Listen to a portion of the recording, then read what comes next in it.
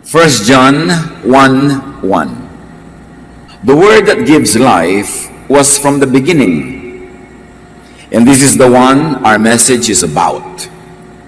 Our ears have heard, our own eyes have seen, and our hands touched this word. The verse refers to Jesus. Jesus, the Word, became audible, visible, tangible. The Word became human, became a person, became Jesus. The Word was invisible, an idea, an ideal that had become a person. The living Word. Salamat, Panginoon, dahil kayo ay buhay. At dahil dyan, kami man na nananalig ay mayroong buhay. Paliwanagan niyo po ang aming isip sa kahulugan na ang aming sinasamba, ang aming tagapagligtas na si Jesus. Ama, paliwanag niyo sa amin kung anong kahulugan na siya ay living word. Lead us, teach us, empower us to understand higher truth, and give us a heart that obeys. In the name of Jesus, your Son, the living word, we pray with thanksgiving. So all these verses are saying that Jesus is the living word. Pag sinabing Jesus is the light, ibig sabihin may darkness na kabaligtaran niya. Pag sinabing Jesus is the way, merong ibang ideya na hindi way, dead end. Pag sinabing Jesus is life, ibig sabihin merong ibang pinaniniwalaan na actually hindi life, imbes life, death pa nga. So if Jesus is the living word, we should watch out for the word that is not living. Dahil yon ang nakakalito sa pagpili ng susundan. John 1:1 and 14. In the beginning was the one who is called the Word. The Word was with God, and the Word was truly God. The Word became a human being and lived here with us, and all the truth of God came down to us. So by substitution, pwede mong sabihin, in the beginning was the one who is called the Word or Jesus, and Jesus was with God, and Jesus was truly God. And Jesus became a human being and lived here with us, and all the truth of God had come down to us. Lahat ng gustong ipaalam, ipaunawa ng Ama sa Langit, inilagay sa pagkatao ni Jesus, at si Jesus ay ipinadala sa atin upang makilala natin ang totoo ng lubusan ang Ama na nagsugo sa Kanya. Jesus, above and beyond the written scriptures, is God's living and active word that brings life. Bakit natin binabanggit yung written scriptures? Dahil ang Israel sa pinakamahabang panahon, ang kanilang kinikilalang pagpapahayag ng Diyos sa kanila ay yung kanilang scriptures. Lahat ng sinulat nila, ang kanilang mga tradisyon, ang kanilang mga kaugalian, ang kanilang mga kautusan, yun sa kanila ang ibig sabihin ng Diyos. Yun sa kanila ang gustong mangyari ng Diyos, at sa kanila, yun ang ginidiyos nila.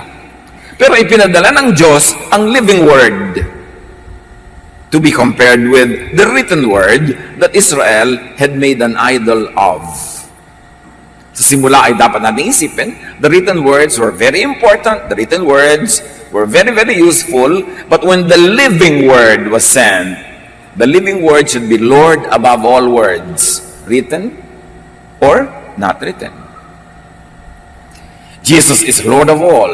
In the name of Jesus, every knee will bow in heaven, on earth, and under the earth. And all teachings, written or not, all beliefs, all ways of life, all laws must be submitted to Jesus, the living word that God the Father in heaven sent to be the complete picture of Him on earth. Many people reject the living word and place over it, over Jesus, the living word, the written word. In other words, maraming tumanggi kay Jesus sapagkat ang loyalty nila nasa written word. Tinanggihan nila sapagkat may mga sinabi si Jesus na hindi sang-ayon sa kanilang mga kaugalian, sa kanilang dating paniniwala, at sa mga sinulat ng ilan sa kanilang mga ninuno. John 5:39-40, sabi ni Jesus, "You search the scriptures And he meant the written word of the Jews, because you think that you will find eternal life in them. The scriptures tell about me, but you refuse to come to me for eternal life. Sabi, aral kayo ng aral ng written word ng inyong mga scriptures kasi inaasahan nyo na makakaroon kayo ng buhay na walang hanggan sa pamamagitan yan. Pero kung talagang babasahin nyo yan, ang totoo, hindi yan ang message. Nakaturo lang yan sa akin. At ngayong narito na ako, sa akin na kayo dapat makinig, ako na ang dapat yung pakinggan, pero hindi, ang pinipili nyo pa rin yung inyong scriptures at hindi yung itinuturo ko sa inyo. Sa akin lang kayo magkakaroon ng tunay na buhay, masagana, maluwalhati at ganap. Itinuturo kayo sa akin ng inyong scriptures, pero nung nandito na ako, ayaw niyong pumunta sa akin, nananatili kayo sa inyong scriptures. Written scriptures only direct people to Jesus. But Jesus is the real message. Jesus is the living word, the living scripture. Yet the Jews chose the written word over Jesus, the living word. Especially when Jesus canceled, reinterpreted, modified some of their laws, their written word. Kaya yung sinasabing living word, that is in comparison with the written word of the Jews. Mahalaga, importante. Pero, nung ipinadala si Jesus na living word, lahat na dapat ng kahulugan, interpretation, application ng written word ay papadaanin kay Jesus sapagkat si Jesus ang word of life. Siya ang word that was from the beginning, the word that was with God, the word that was God that was made flesh. John 5:39-40, sabi ng New Testament Pinoy version, pinag-aaralan nyo ang scriptures kasi iniisip nyong makikita nyo doon ang buhay na walang hanggan. Ako mismo ang tinutukoy ng scriptures, pero ayaw nyong lumapit sa akin para magkaroon kayo ng buhay. Kasi nahiwagaan kayo. May mga itinutuwid ako na napaniwalaan nyo ng akala nyo, yun na yun, pero itinatama ng Ama, kaya ako pinadala. Kinukulong kayo ng inyong written word, pinapalaya ko kayo at the living word, pero mas gusto nyo manatiling nakakulong, tinatanggihan nyo ako. Sa katunayan, pinatay nga ng mga Hudyo si Jesus. Kasi na-offend sila na ang kanilang written word ay inire-reinterpret at binabago para sa kanilang sariling kapakanan at kalayaan ng living word na si Jesus. Spiritual life is in the living word, not in the written word. The Spirit of Christ, which really, in many ways, are also described as the Holy Spirit, is also described as, is living and active. Anong ibig sabihin that the Spirit of Christ is living and active? Hindi lang siya nasa freezer. Hindi siya fossil. Hindi siya relic in a museum. Not just carved in stone and inactive and dead in a manner of speaking. Pagka meron kang nakakarve sa stone, hindi yun magre-react sa buhay mo ngayon. The living word, Jesus, is interactive with the believer. Pagka ibinasi mo ang iyong buhay sa mga isinulat na ng mga policies noong unang panahon, walang pakialam yung written word na yon sa buhay mo ngayon. Pag sinabi niyang ganito yon, hindi kanya isinasaalang-alang ang iyong mga realities ngayon, ang iyong mga pangangailangan, ang iyong mga kahinaan, ang iyong mga kakulangan. Hindi. Hindi siya nagbabago. Ikaw ang dapat laging magbago para mag-adjust sa kanya. At dahil ang written word ng mga Israelites were written thousands of years before, they were written for a civilization that was tribal, that was small, that had its own context. Nung naiba na ang panahon, naging very oppressive na siya sa maraming tao. May panahon na siya very effective, pero mga panahon na yung espiritu niya ay hindi na nangyayari, yung letter na lang niya ang nagiging amo. Parang pag pinasunod mo sa buhay mo ngayon, yung lahat ng recipe ng nanay mo sa pagluluto nung unang panahon, marami na dapat na na-adjust. The same idea is to cook, the same idea is to have a delicious meal, pero hindi kailangang sundin ang lahat ng patakaran niya nung araw, lalo ng lola mo, ng kalula-lolahan mo, kasi nag-iiba ang panahon. At ganun ang nangyari sa mga Israelites. Natali sila sa kanilang written traditions, sa kanilang written law, kahit patuloy ng naiba ang realidad ng kanilang buhay. So, in the fullness of time, God sent forth His Son to be the light, to be the way, to be the truth, to be the life. Because the traditions of Israel was already taking their life away from them. Nagiging alipin na sila ng mga letrang nakaukit sa bato. Imbes na yung letrang nakaukit sa bato ay maging gabay at tulay nila para sa isang masagana at maayos sa buhay, naging pasanin. Naging amo. Naging pahirap. Kaya yung mga nakasulat sa bato nila na dapat pagka Sabat wala kang gagawin, iniba ni Jesus. Sabi niya, Sabat was made for man, not man for the Sabbath. Yung mga nakasulat sa bato nilang mga scriptures na hindi mo pwedeng kainin ang alamang, ang hito, ang ganito, ang ganyan, iniba na ni Jesus. Sabi niya, hindi mahalaga kung anong pumapasok sa bibig, ang mahalaga kung anong lumalabas dito dahil yun ay galing sa puso. In other words, Jesus, the truth of God, the Son of God, the perfect image of God, was setting the people free from the traditions that were in their scriptures, that were good only for a time, a long ago, but no longer for them at their own time. Yun ang ibig sabihin ng living word. Nakikipag-react, nakikipagtalastasan sa buhay ng tao. Parang merong batas, kailangan hindi ka magpapasok ng tsinela sa bahay. Nakalagay yun doon.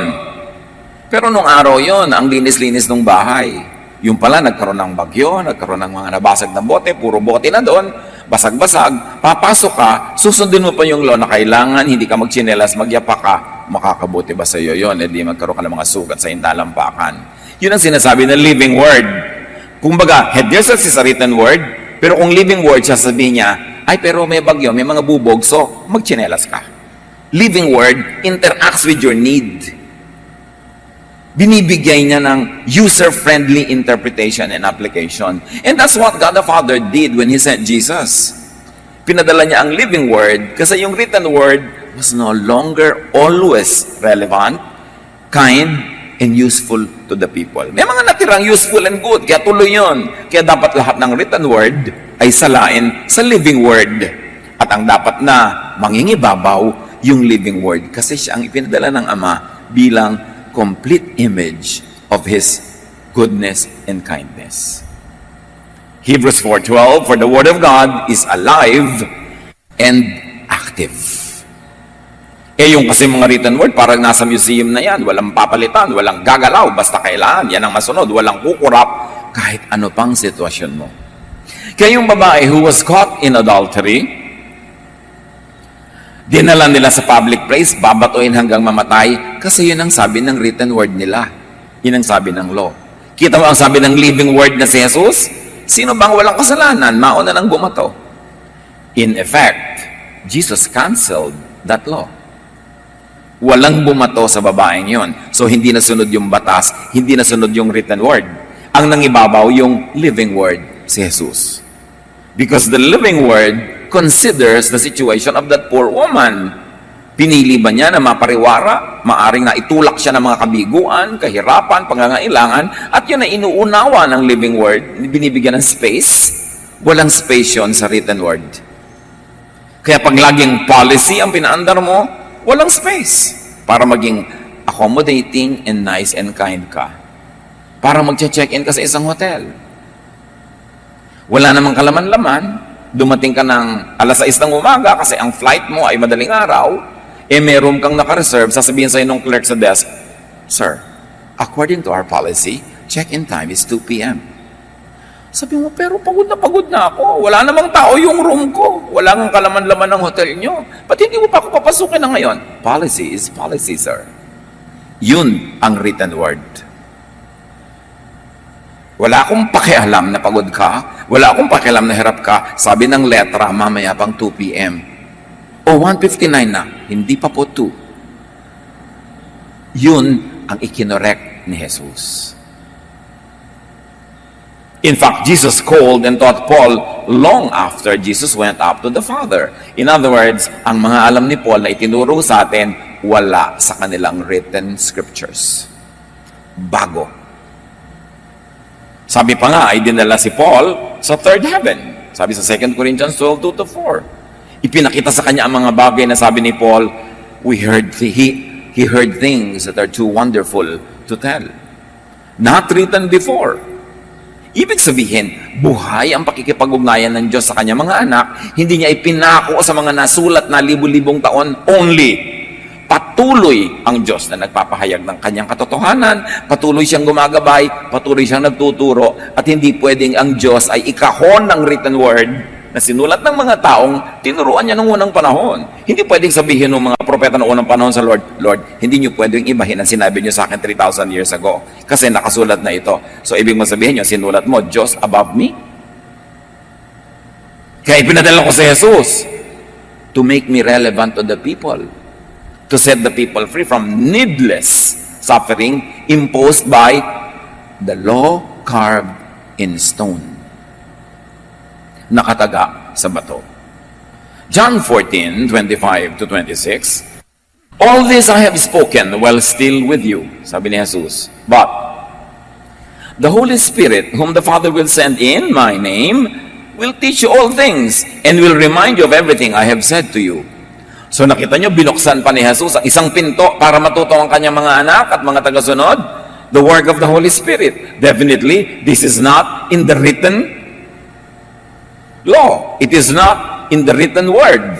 Not in the Old Testament, not even in the New Testament that was written. Because the Holy Spirit will continue to deal with, teach, and guide the people of God all throughout time. Kahit nung nasara na yung publication ng tinatawag nating New Testament.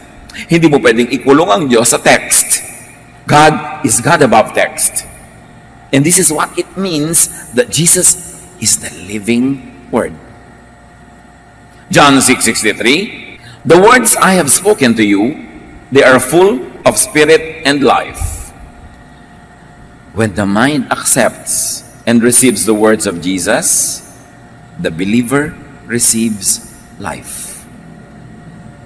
So, andyan yung written word, kailangan niya na ibigyan ng buhay ni Jesus, bigyan ng buhay ng Espiritu Santo, ipaliwanag at ipaunawa sa atin, at doon pa lang tayo makakaroon ng totoong buhay. Kung yung written scriptures ng mga Jews ay nagbibigay na ng buhay, ba't pa ipapadala si Jesus at tinawag siyang buhay, tinawag siyang life? E di redundant, e di duplication. Ipinadala si Jesus dahil hindi na nagbibigay ng buhay sa mga tao yung lahat ng inaasahan nilang nakauka sa bato. Kailangang hingahan ng bagong espiritu, tapunan ng bagong liwanag ang mga napakatanda ng mga ideya na ito, at ito ay i-update sa pangangailangan ng mga tao dahil ang dami-dami ng idinagdag maging ng Israel at ang relihiyon ng Israel sa mga nakasulat na hindi na galing sa Diyos, galing na sa kanilang mga pare, galing na sa kanilang mga leaders, crowd control, sinapsychologize yung mga tao. So, sabi ni Jesus, ang pinopromote niya naman, traditions of men, not teachings of God. Sinabi yun ni Jesus. Mga sarili niyo lamang ang pinopromote niyo, hindi talagang ang Diyos. So, through Jesus, believers are to interact with Jesus, the living Word. May interaction. Hindi ka one way na dinidiktahan lang. Kaya sabi ng God, come, let us reason together. Marami mga bagay na sasabihin ng Diyos kahit nung Old Testament pa nga sasabihin nung propeta doon sa king, mamamatay ka na. Ang king naman nagdasal, Diyos ko, huwag yan mo muna akong patayin, etc. etc. So sabi ng Diyos, sige, hahabaan ko pang buhay mo. Bigyan pa kita ng mga victories. Nakikipagtalastasan. There is an interaction between God and His people. Example sa interaction na yan. Kung ibabasin nyo lang ang lahat ng gagawin nyo sa written word, paano itong Acts 16, 6-10? Paul and his companions traveled throughout the region of Phrygia and Galatia, having been kept by the Holy Spirit from preaching the word in the province of Asia. So, ang general idea natin, gusto lagi ng Diyos, i-preach natin ang word. Pero sabi, in this instance, pinigil sila ng Holy Spirit na mag-preach sa Asia, which at that time was called Asia, now we call Turkey. Holy Spirit ang pumigil. Hindi lahat ng preaching gusto ng Holy Spirit. Ito nga, pinigil When they came to the border of Mysia, they tried to enter Bithynia, but the Spirit of Jesus would not allow them to. Kanina, the Holy Spirit. Now, the Spirit of Jesus na. This is used interchangeably. Ayaw silang papasukan ng Spirit of Jesus sa isang bayan. Wag kayo dyan mag-preach. So they passed by Mysia and went down to Troas. During the night, Paul had a vision of a man of Macedonia, standing and begging him, "Come over to Macedonia and help us." After Paul had seen the vision, we got ready at once to leave for Macedonia, concluding that God had called us to preach the gospel to them. So, active ang relasyon ng God with His people through the work of the Holy Spirit and sometimes called the Spirit of Jesus. Sa bawat detalye, kasali ang Diyos, kalahok ang Diyos, so may talastasan. And you must take note that the Holy Spirit, Jesus, and God are all used in this paragraph, referring to one and the same person.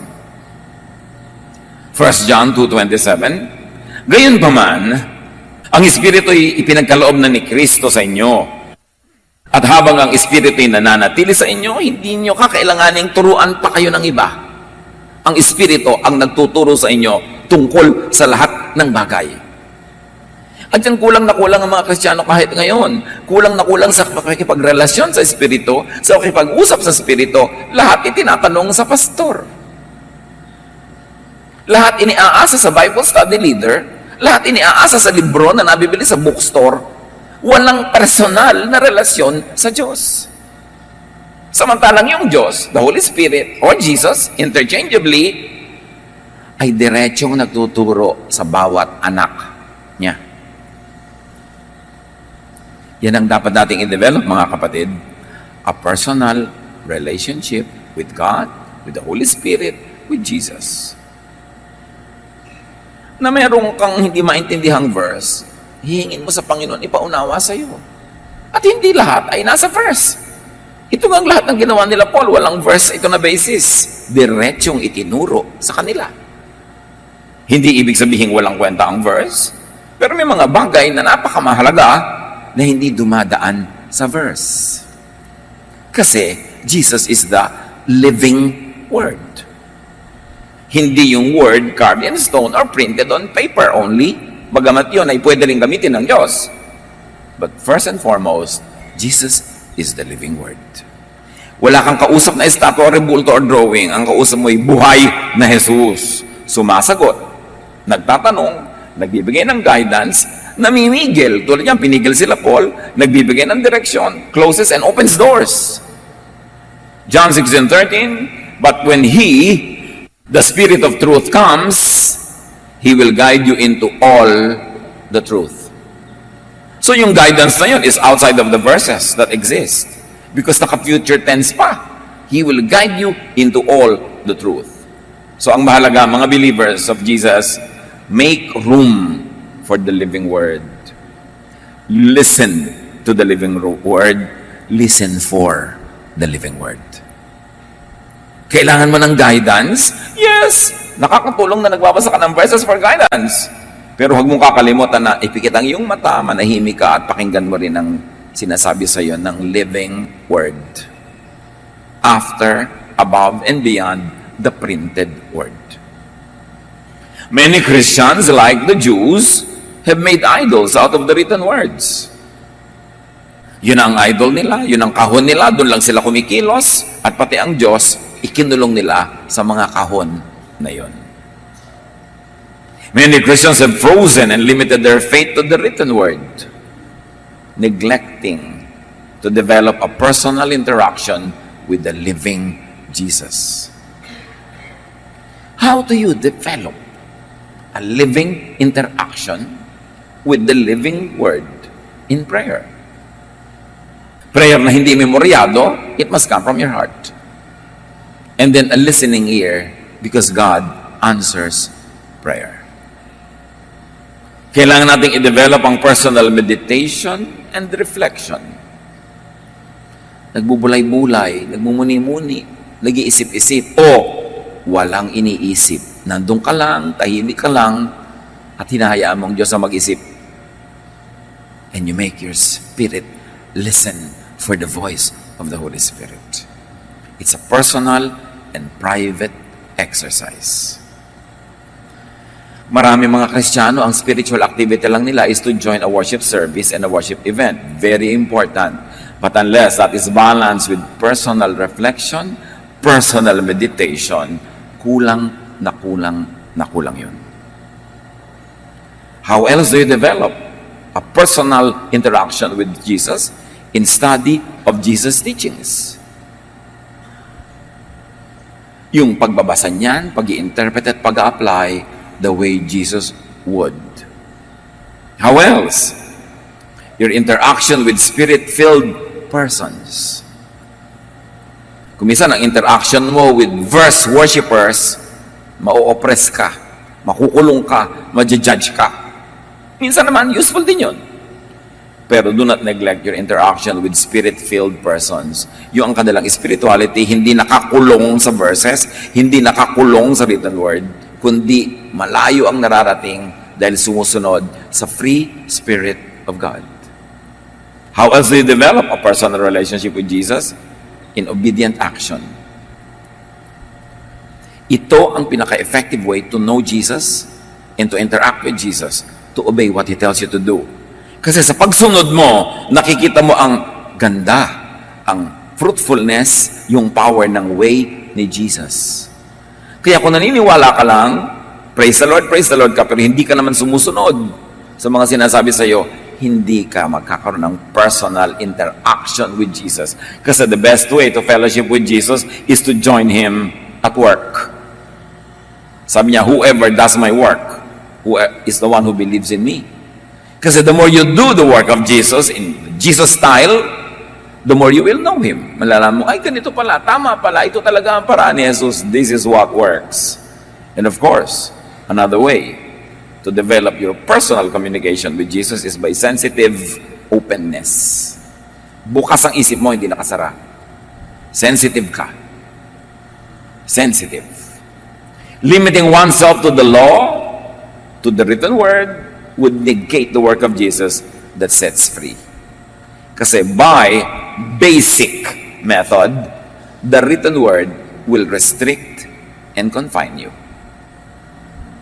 It is the living word that will set you free. Romans 3:19. Now we know that whatever the law says, it says to those who are under the law. Therefore, the law does not speak to Jesus believers who have been saved by Jesus from the law. Jesus believer ka na, Jesus follower ka, papaslo ka pa ng law. Eh sabi nga, whatever the law says, it says to those who are under the law. But you are under grace, you are not under the law by the work of Jesus. So hindi na yan dapat ang main reference mo sa buhay. Ang reference mo is the living word. And even the written words of Jesus. The law is not effective to those who are not under the law, but under grace, under God's grace, through Jesus. So pag lagi mo pinapairal ang law, basa ka ng basa ng law, yan ang pinusunod mo, tapos sabihin mo, teka nga pala, I'm under God's grace, so hindi ito para sa akin. May mga mapapakinabang ako dito, may mga mapupulot ako dito, pero lahat ng kontra sa work ni Jesus, sa kanyang pagpapalaya, sa kanyang walang patakarang pag-ibig at pagtanggap, hindi na yon effective sa akin na anak ng Diyos through my faith in Jesus. In fact, the living word sets people free from the rule, oppression, and judgment, from the heavy burden of the law, which is really the written word. Ano daw ang nangyayari sa na kay Jesus na ipinagpipilitan pa yung law?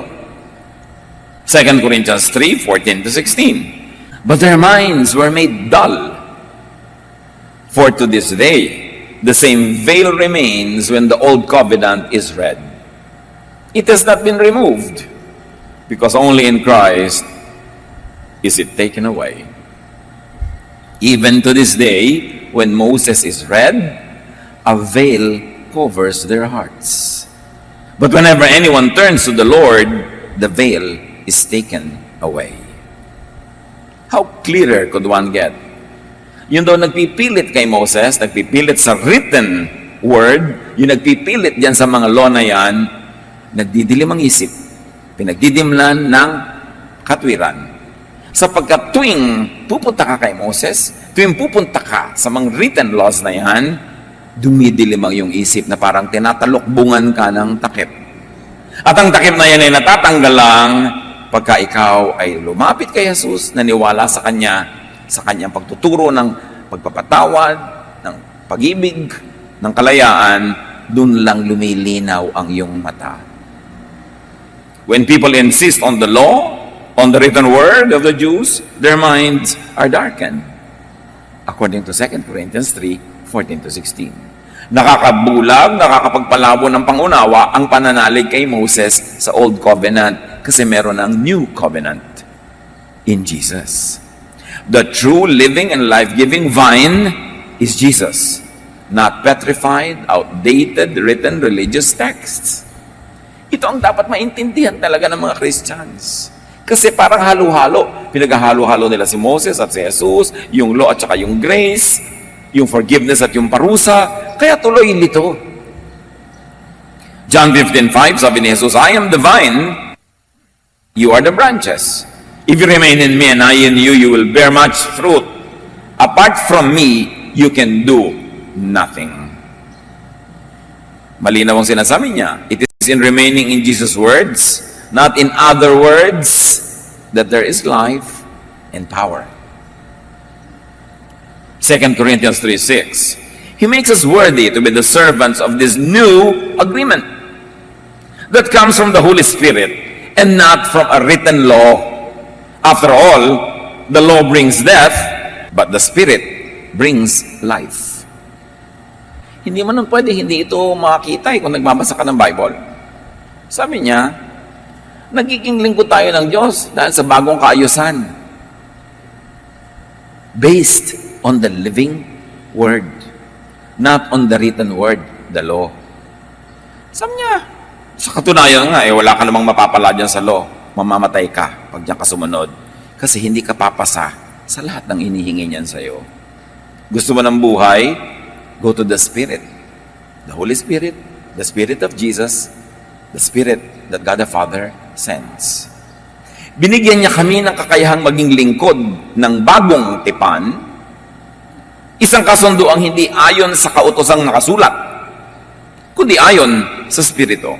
Sapagkat ang kautosang nakasulat ay nagdudulot ng kamatayan, ngunit ang Espiritu ay nagbibigay buhay.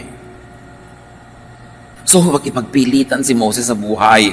Dumating na nga si Jesus, the living Word.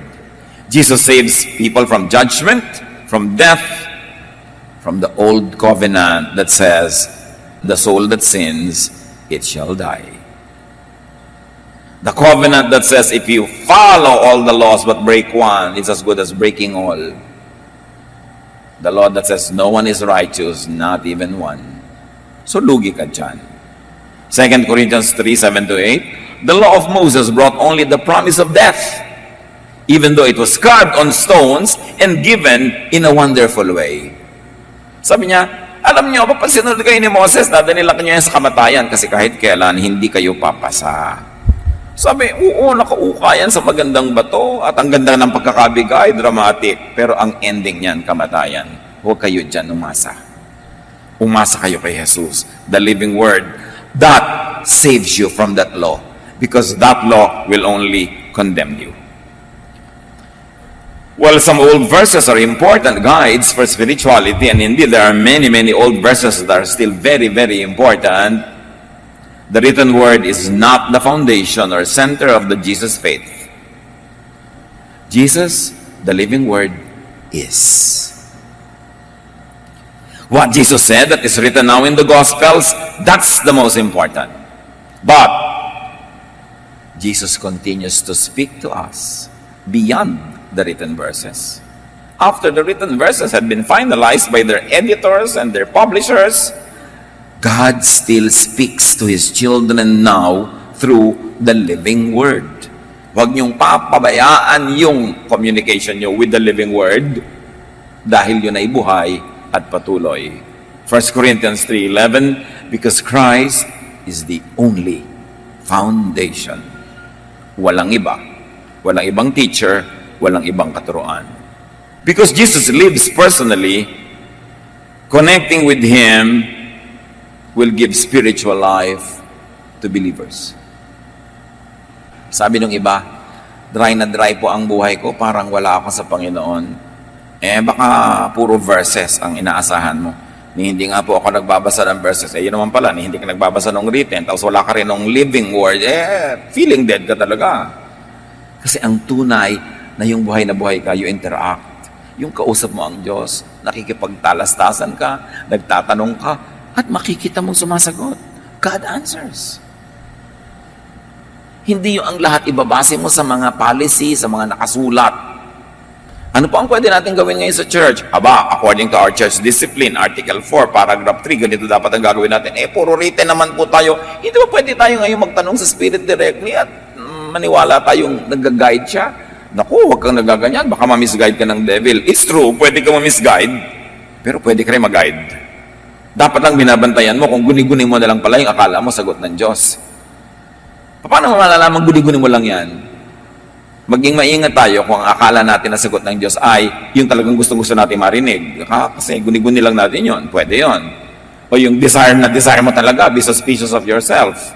O masyadong self-serving at masyadong in your interest, maaring hindi Diyos ang naglilid sa'yo nun, kundi yung sarili mo lang desire.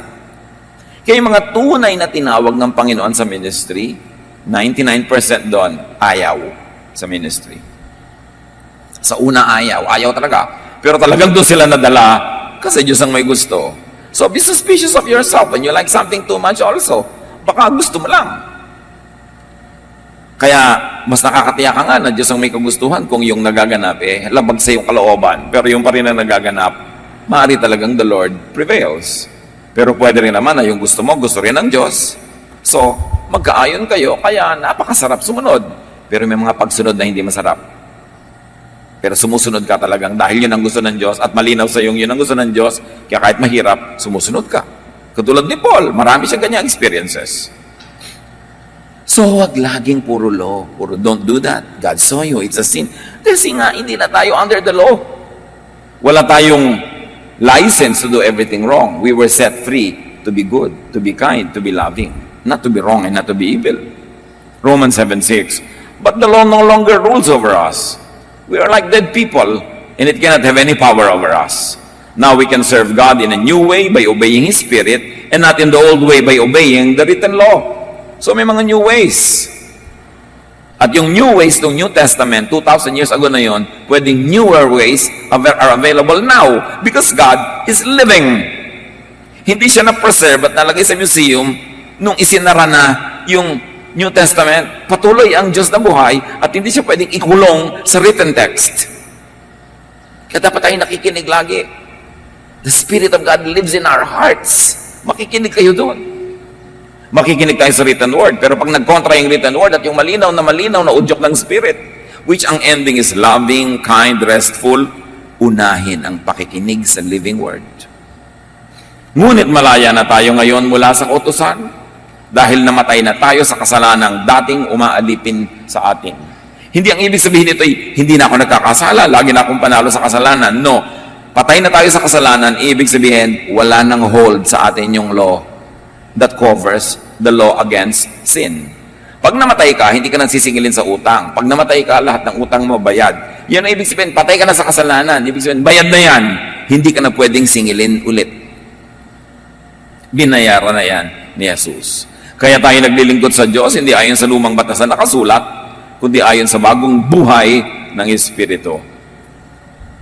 At ano ang patunay na bagong buhay ng Espiritu ang umiiral sa atin at hindi ang batas, hindi ang nakasulat?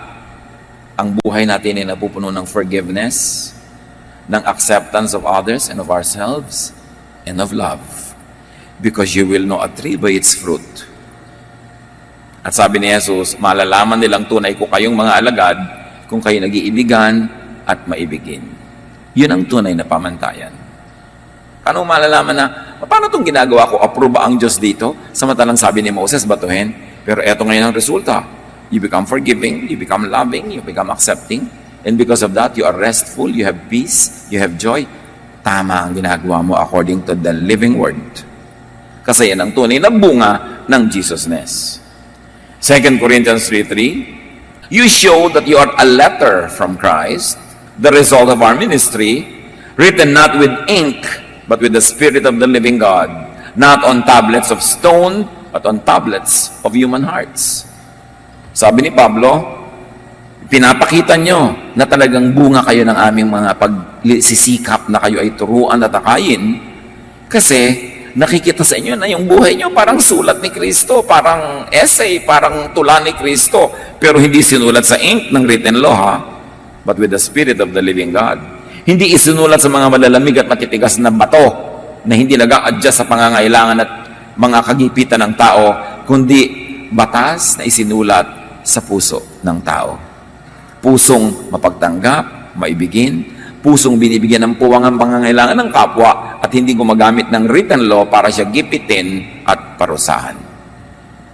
To stay spiritually alive, Jesus believers must develop interactive communion with the living Word of God, and that is Jesus. Kahit pa man ng Old Testament, alam na ng Diyos, napakatigas ang puso nito mga relihiyosong Hudyo na ito. Kaya sabi niya sa Ezekiel 36:26, I will give you a new heart and put a new spirit in you. I will remove from you your heart of stone and give you a heart of flesh. Sabi ng Diyos through Ezekiel, ang titigas ng puso nyo kasi puro kayo verse. Hindi kayo mabait, hindi kayo mabuti, puro kayo legalism, puro kayo batas, lahat tuloy, bagsak. Papalitan ko ang matigas na baton yung puso ng isang malambot na puso ng tao. Tumitibok, umiibig, nagmamahal. Ang inuuna ay pag-ibig kasi legalism. Sabi niya, yan ang gagawin ko sa inyo kung tatanggapin nyo ang Espiritu ng Diyos. 2 Corinthians 3:17-18, the Lord and the Spirit are one and the same, and the Lord's Spirit sets us free. O ayan na, sinabi na ng verse. Maraming references na sabing Holy Spirit, si Jesus, pareho yun. Kaya pag sinabi ni Jesus, I will send the Holy Spirit to you, parang na sinasabing, I will be with you always to the close of the age. Kaya may nagtatanong, sino po ba talaga ang kasama natin, ang Holy Spirit o si Jesus? Kasi sabi niya, I will send the Holy Spirit. Pero sabi naman ng ibang verse, I will be with you. Eh di siya yun. Iba-iba tawag. Kasi malinaw na, the Lord and the Spirit are one and the same. And the Lord's Spirit sets us free. Ang Panginoong binabanggit dito ay ang Espiritu. At kung nasaan ang Espiritu ng Panginoon ay mayroong kalayaan. So yun ang isang proof that it is the living Word that is at work, not the written Word. May kalayaan. Hindi lahat nakakahon, hindi lahat super strict, hindi lahat bawal. At ngayong naalis na ang talokbong, nagniningning sa ating mga mukha ang kalwalhatian ng Panginoon. Si Moses kasi, nung nakakausap niya ang Diyos, nagliliwanag siya. Literally, nagliliwanag siya. Pero nung nawawala na yung liwanag niya, nalolobat, ayaw niyang ipahalata sa mga taong nawawala yung liwanag. Pagka imimit niya ang mga tao, nagtatalokbong siya. So iisipin ng mga tao, maliwanag pa rin siya, kaya lang may talokbong. At itong pinagmumulan sinasabi. Sabi niya ngayon, hindi tulad ni Moses, dahil kay Jesus, alisin man ang talokbong, nagniningning pa rin ang mukha natin sa kalwalhatian ng Panginoon. Kasi ang kalwalhatian ni Moses noon ay nanggaling sa law. Ang kalwalhatian natin ngayon ay nanggagaling sa living Word. Hindi na kailangan ng talukbong, hindi na kailangan itago, hindi na mawawala ang kalwalhatian ng Diyos sa atin. And in another way of speaking, pag tinanggal yung takip ng iyong mata, kasi sa takip ng iyong mata, parang may belo, malabo ang tingin mo sa Diyos. Ang tingin mo sa Diyos, malupit. Ang tingin mo sa Diyos, laging galit. Ang tingin mo sa Diyos, laging nagpaparusa, namamalo, etc., etc. Pero nung tinanggal ang talukbong ni Moses, nakita mo ang tunay na ningning ng Diyos. Mabait, mapagpatawad, maibigin. At yun ang tunay na kalwalhatian ng Diyos, revealed by God through Jesus, His Son. At ang kalwalhatiang yan ay nagmumula sa Panginoon na siyang Espiritu. Ang siyang magbabago sa atin mula sa isang antas ng kalwalhatian hanggang tayo'y maging kalarawan niya. Pag daw pinairal mo sa iyong buhay ang Jesusness, pinairal mo sa iyong buhay ang turo ni Jesus, ang patuloy niyang pagtuturo hanggang ngayon, because He is the living Word, dun ka lang magbabago hanggang maging kawangis ka ni Jesus. Eh bakit po ang tagal-tagal ko ng born again, kawangis ko pa rin ang kapitbahay? Hindi si Jesus. Eh baka nasa written word ka lang lagi, wala ka sa living word. In fact, ginagamit pa yung written word para iba to sa kapwa, para manghusga. Eh talaga nga, kabuka ka ng kapitbahay mo. Kailangan lagi kang lumubog, lumangoy, sumandal, tumira sa house of the Lord. And sabi, I will dwell in the house of the Lord forever. And that house of the Lord is the house of the Spirit. The house of the living Word, Jesus.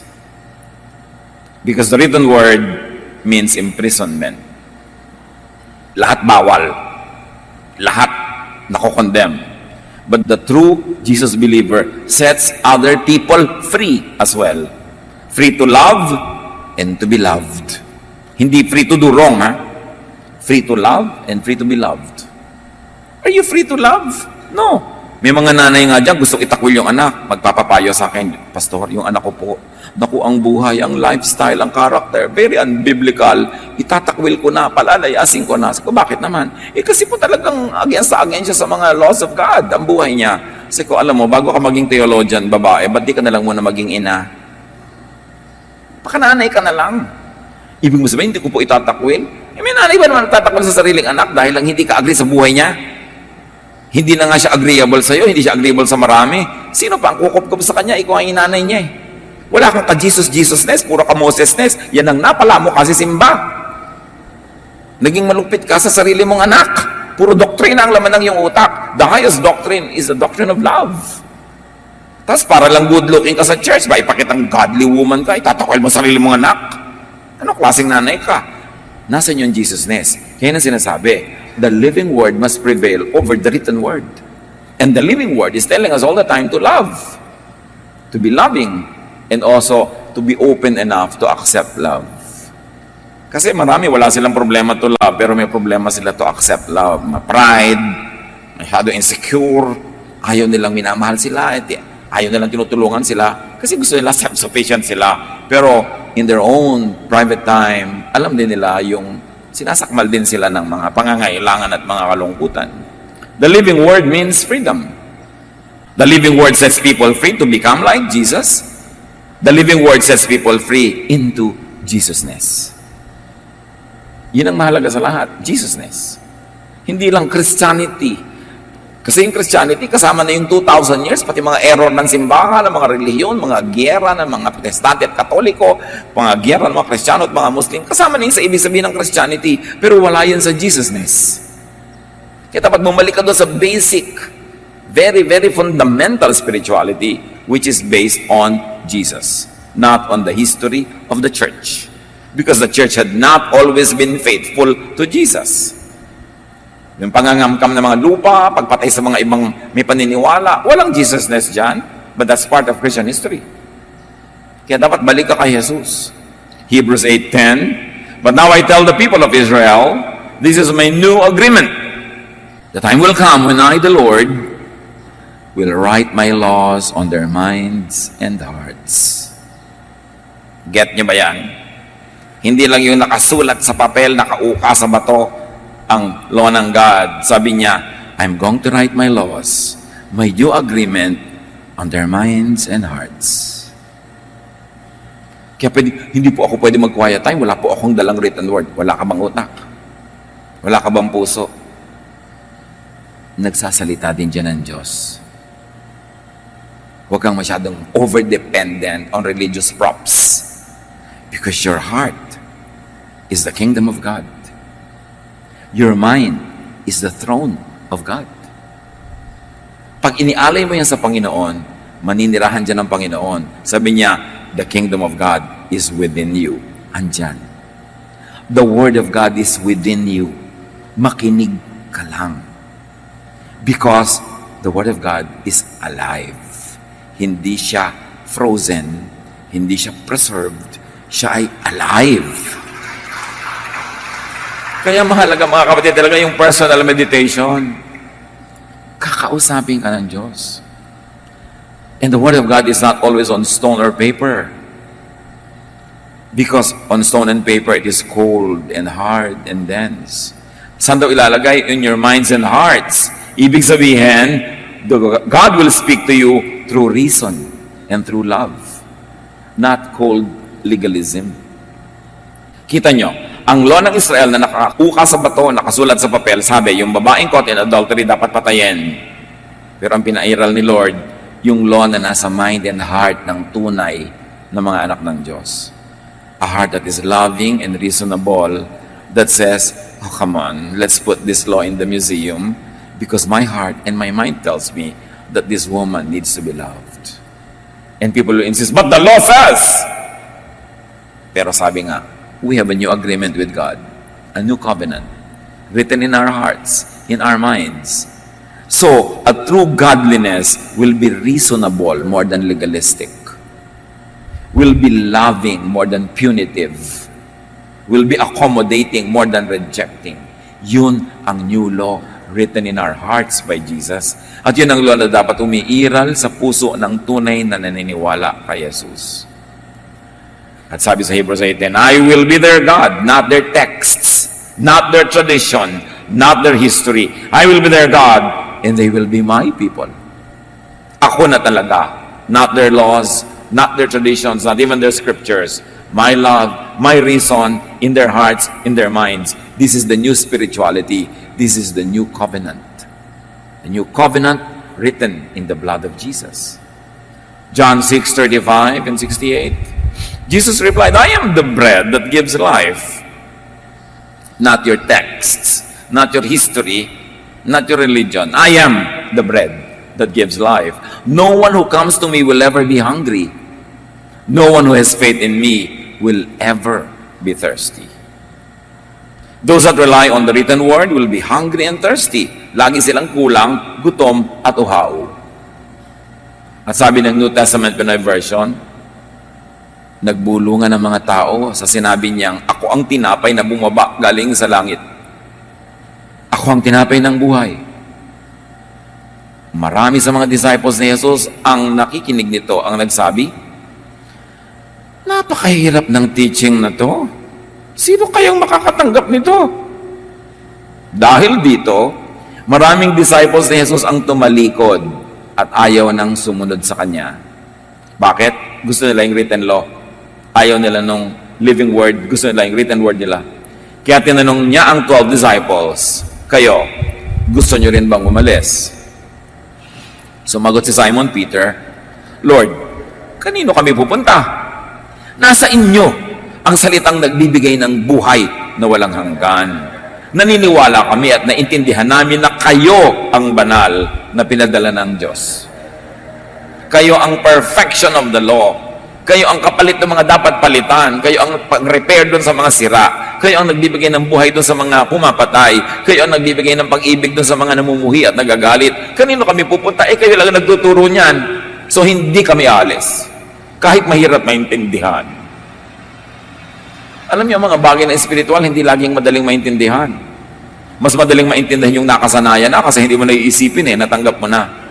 Pero kung tama ang lahat ng dati ng katuruan, ba't pa ipinadala si Jesus? Di nagsayang siya ng pagod, namatay pa siya.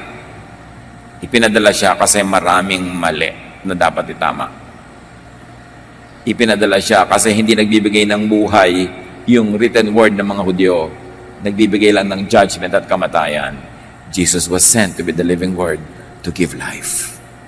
It must be understood at the deepest roots para maunawa ang ibig sabihin ng Jesusness and to be a Jesus believer.